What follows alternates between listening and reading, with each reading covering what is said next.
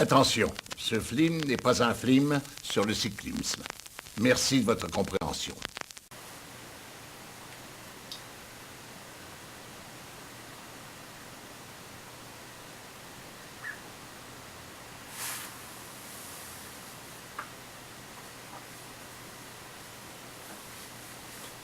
Ouais, je fais exactement comme Bruce Willis. Je suis là, mais je n'en ai rien à foutre. Et une merde de plus à son actif. Bravo Bruce. Ah,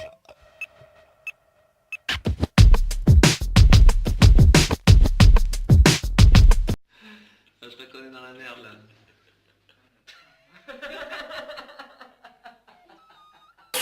Aïe aïe aïe aïe aïe aïe aïe, catastrophe. C'est difficile de dire que je suis déçu. Parce que fondamentalement ça reste G.I. Joe 2. Donc tu peux pas être déçu. Parce que tu peux pas t'attendre à quoi que ce soit. Le premier, j'en ai absolument rien à foutre quoi.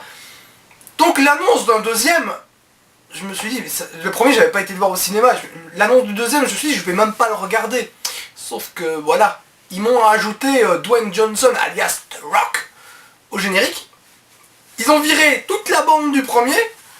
Je me suis dit, ouais, putain, The Rock, quoi, c'est quand même le mec qui est arrivé et qui a fait de Fast and Furious quelque chose, sinon de qualité, d'au moins jouissif. Je me dis, putain, il va faire la même chose avec G.I. Joe. Et puis il y a le premier trailer qui arrive et tu te dis, waouh, ça va envoyer, quoi, ça va être sympa, ça va être un bon plaisir coupable, pas un bon film, hein, même pas quelque chose que tu revendiques comme Fast and Furious 5 par exemple. Juste un truc, tu vas le regarder, tu vas prendre un minimum de plaisir, puis tu passes à autre chose. Ouais, mais non.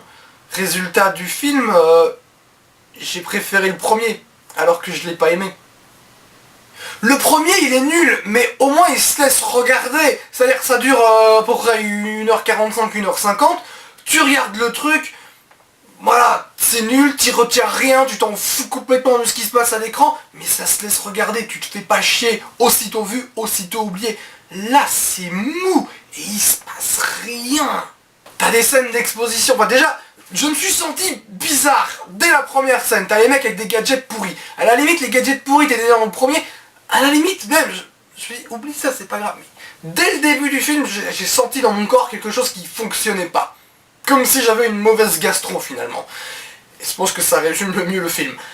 Et je me dis, bon, allez, c'est la première scène, ça fait peut-être partie des reshoots, etc. Ils ont voulu faire des trucs. La première scène, elle passe pas. Deuxième scène, c'est un truc d'exposition pour présenter le personnage dans la vie du quotidien de The Rock et Channing Tatum. Et là, tu vois, les mecs, ils sont censés être les meilleurs amis du monde, ils sont en train de jouer à la PlayStation ou je sais pas quoi. Et tu regardes le truc, tu fais, oh putain. La scène elle fonctionne juste pas. Et les mecs ils sont en train de te créer une scène pour te dire ils sont super copains. À la fin, parce que Channing Tatum il était censé mourir, ils ont fait des reshoots. Apparemment ce serait parce que le public aime trop Channing Tatum ou je sais pas quoi. Il meurt quand même au bout de 20 minutes, hein, faut bien le préciser. Tu regardes le truc et tu fais ok, donc c'est son meilleur ami. Ils nous ont planté le décor pour bien qu'on le comprenne. Pas de problème, tu me fais ça pendant 20 minutes. Le mec il crève. Pendant 10 minutes, t'as The Rock qui dit ouais, ils ont tué mon ami, on va pas le faire. 10 minutes plus tard, il fait des blagues. Si vous créez ce genre de scène, les mecs, s'il vous plaît, respectez votre idée et ne faites pas de votre personnage principal qui est censé vouloir en peu se venger aussi, n'en faites pas un mec qui va aller voir ses potes et faire des blagues 10 minutes après, quoi. Je veux dire, le mec, il est vénère, son meilleur ami vient de crever. Respectez votre idée. Bon, ça reste G.I. Joe, tu vas pas trop leur en demander non plus, mais bon. Mais putain de Rock quoi. T'attends un minimum du mec dans la castagne. Et même ces scènes à lui, mais c'est mou quoi. C'est super mou. Et puis, c'est torché avec les pieds. Tout est absolument illisible. Tu ne prends jamais de plaisir à regarder ça. T'as par exemple la scène, on la voit dans le trailer un petit peu, celle sur la montagne où t'as des ninjas qui se fight. Sur le papier, c'est génial. Dans l'exécution, c'est tout à fait autre chose. En plus de l'action mal torchée, ça raconte rien. Et ça le fait mal. T'as 3 storylines toutes pourries et c'est narrativement mal exécuté. Il y a un moment, c'est pas compliqué non plus de raconter une histoire toute simple. Genre c'est G.I. Joe, tu vas pas te faire chier. Après t'as RZA ou Riza ou je sais pas comment vous prononcez, mais c'est RZA, le rappeur ricain, qui après The Man with the Iron Fist revient, il nous fait encore croire qu'il est un bon acteur. Il faut qu'il arrête quoi. En plus, tous les dialogues sont écrits par un illettré. Il y a un moment, t'arrives, Le personnage qui arrive et qui fait genre, je suis un vieux maître de kung-fu, je sais pas quoi, parce qu'ici, il croit vraiment le mec. Il est persuadé d'être un génie de kung-fu, alors qu'il aime ce genre de film, il n'y a pas de problème, hein, mais entre aimer et faire, regardez Robert Rodriguez, hein, y a pas photo, hein, t'as compris que c'est pas parce que t'aimes un truc que tu sais le faire.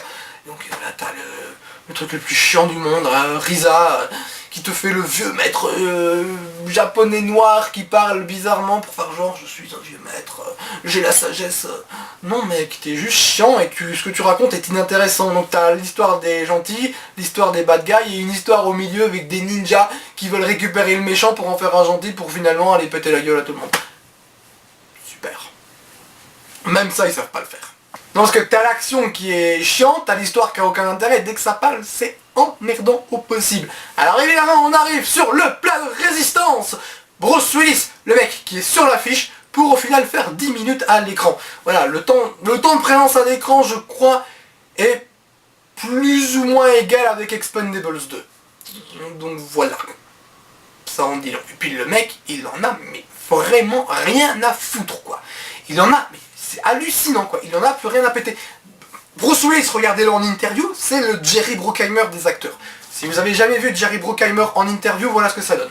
Le mec, assis, super droit, il bouge pas, et le seul truc que tu vois bouger, c'est finalement ses lèvres, et il fait « Nous avons pris beaucoup de plaisir à faire ce film. Nous espérons que vous prendrez autant de plaisir à le regarder que nous à le faire. » T'as pris du plaisir? Moi je le ressens pas là, mec. Et Bruce Willis en interview, il est pareil, sauf que lui, il est encore gentil, il donne l'une de la tête, il fait des étirements comme ça, il bouge un petit peu, mais quand il parle, c'est sur un ton monotone, il en a rien à branler, le mec. C'est hallucinant, quoi. Allez, si je voulais être gentil, je dirais, il y a un seul argument positif pour parler de ce film, c'est Adrian Palicki, qui est absolument somptueuse, tout ce que tu veux. Le problème c'est que moi si j'ai envie de la voir, j'ai qu'à regarder dans le genre Friday Night Lights, au moins c'est bien, et son personnage est intéressant, donc voilà. Après évidemment c'est pas parce que tu me la fous dans une tenue de sport ultra sexy ou dans une robe de soirée somptueuse que je vais tout de suite me dire ah ouais, le film est génial. Non les mecs, ça suffit pas. Moi je veux bien admettre que c'est le seul truc bien du film, mais c'est pas assez pour que je vous en dise du bien. Donc voilà, allez regarder Friday Night Lights, c'est vachement mieux. Et tant qu'on est dans le casting, s'il te plaît, Hollywood, Walton Goggins, tu arrêtes de me le foutre en second plan, s'il te plaît. J'en ai marre. Le mec, il est trop brillant pour ça. Filez-lui pas forcément des premiers rôles, mais au moins des seconds rôles, putain, quoi. C'est pas compliqué, regarde-le dans The Shield, regarde-le dans Justified. Il est génial, cet acteur. Putain, sortez-vous-le du cul, quoi, filez-lui quelque chose, merde. Non mais il y a Bruce Willis sur le générique, hein, en même temps j'aurais dû m'en douter. Looper c'est une erreur de parcours, hein, le mec il fait que de la merde. Ah non, bah, je m'en veux, c'est ma faute. Hein. Puis dans le genre, le réalisateur, John Chu, c'est le mec qui a fait des Step Up, et Never Say Never, le documentaire sur Justin Bieber. Comment j'ai pu être aussi débile et me dire à cause de The Rock, quoi. C'est-à-dire, je suis un bourrin dans l'âme, d'accord, mais merde. Comment j'ai pu me laisser berner par ce truc, quoi. J'y crois pas, je m'en veux, quoi. Le film, il est nul, mais j'ai même pas envie de m'énerver, parce que finalement, depuis le début, moi, quand le premier est sorti et qu'ils ont annoncé le 2, je me suis dit, mais j'irai pas le voir, quoi. Ça sert à rien. Et puis d'un coup, pourquoi? C'est ma faute, quoi. Je m'en veux terriblement, quoi. Et le 3, je ne le ferai plus à voir. Hein. Le 3, j'y vais pas. Mais comme je le dis, je veux pas m'énerver, quoi. C'est ma faute. Sauf sur Walton Goggins, parce que là c'est Hollywood tout entier, ça commence à me casser les couilles. Il fait des films très intéressants, dans Lincoln de Spielberg, c'est encore un rôle en second plan, il y a 3 scènes, dans Django de Tarantino, pareil, filez-lui des rôles plus intéressants, remettez-le au premier plan, putain, comme il fait à la télé, merde. Non, finalement, je fais juste cette chronique pour les mecs qui, comme moi, sont des gros bourrins et disent « Ah, je vais aller voir le film parce que au moins ça va être un plaisir coupable, etc. » Non, les mecs, gâchez pas votre argent là-dedans. Hein. Ce film, c'est ni fait ni à faire. Voilà, tout simplement, n'y allez pas. Je vous en conjure, vous allez perdre votre temps et votre argent. C'est chiant comme la mort. N'y allez pas. Yippee-ki-yay, motherfucker.